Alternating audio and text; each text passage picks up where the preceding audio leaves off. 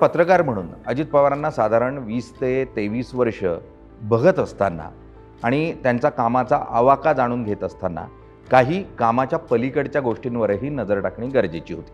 मी आज तुम्हाला सांगतोय तो अजित पवारांच्या ॲस्थेटिक सेन्स, सौंदर्य दृष्टीबद्दलचा हा किस्सा. अजित पवारांची एक मुलाखत घ्यायची म्हणून मी त्यांच्या निवासस्थानी पोहोचलो होतो. निवासस्थानावर जर तुम्ही कधी कोणत्या शूटिंगला गेला असाल तर तुम्हाला समजेल की जे वेगवेगळे लाईट्स लावलेले असतात, कॅमेरेज असतात, त्याच्या वायरी अस्ताव्यस्त पसरलेल्या असतात आणि या वायरीत कोणाचा पाय अडकून पडू नये म्हणून त्यावर काही चिकटपट्ट्या चिटकवून त्या नीटनेटक्या लावण्याचा प्रयत्न केला जात असतो. सकाळी सकाळी मुलाखत होती. अजित पवार आपल्या बेडरूममधून बाहेर आले आणि दिवाणखान्याकडून जाताना झाली का तयारी म्हणत पुढे जाऊ लागले त्यांच्या कॅबिनकडे.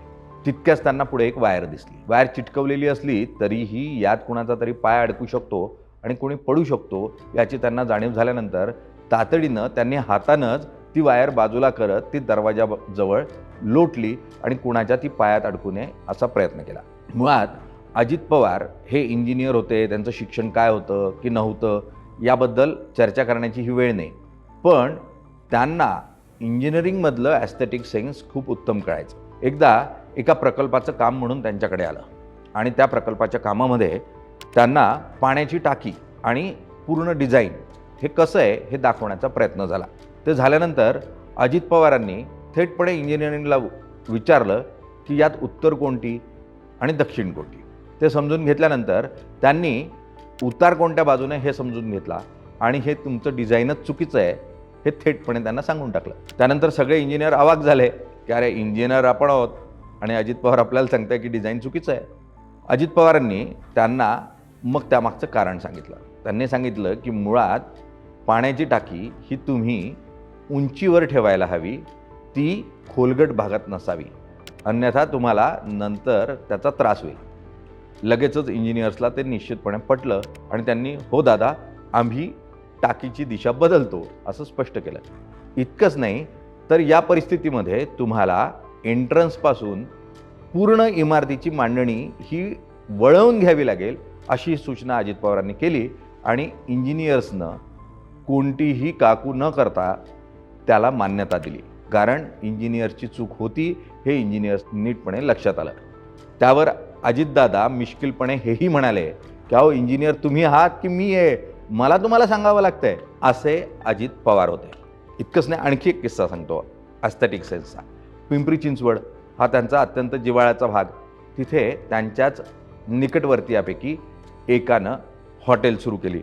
हॉटेलचं उद्घाटन अजित पवारांनी करावं असा त्यांचा आग्रह होता. अजित पवार त्या उद्घाटनालाही गेले. हा राजकीय कार्यकर्ता होता मुख्यतः. अजित पवारांना हॉटेलमध्ये थोडासा फेरफटका मारावा, हॉटेल बघावी, रूम्स बघावे असा आग्रह केला. अजित पवार तिकडेही निघाले. रूममध्ये गेल्यानंतर अजित पवार थेट बाथरूमपर्यंत पोहोचले हॉटेलच्या रूममधल्या आणि ती जागा अत्यंत छोटी होती.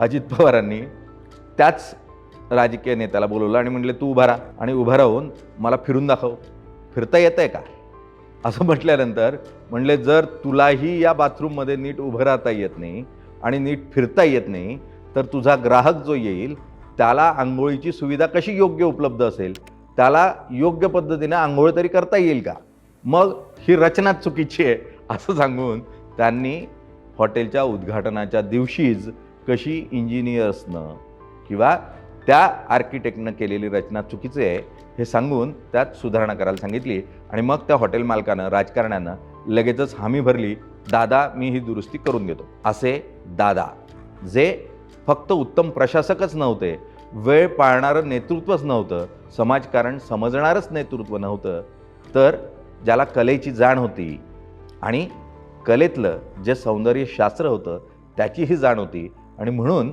दादा हे उत्तम प्रशासक होते. आज इतकाच ब्लॅक अँड व्हाईटमध्ये राजकीय किस्स्यांमध्ये पुढचा आणखी एक किस्सा नव्या राजकारणासह मी तुमच्याबरोबर घेऊन येणार आहे. तुम्हाला हा किस्सा आवडला असेल तर निश्चितपणे फॉरवर्ड करा, मित्रांना पाठवा. धन्यवाद.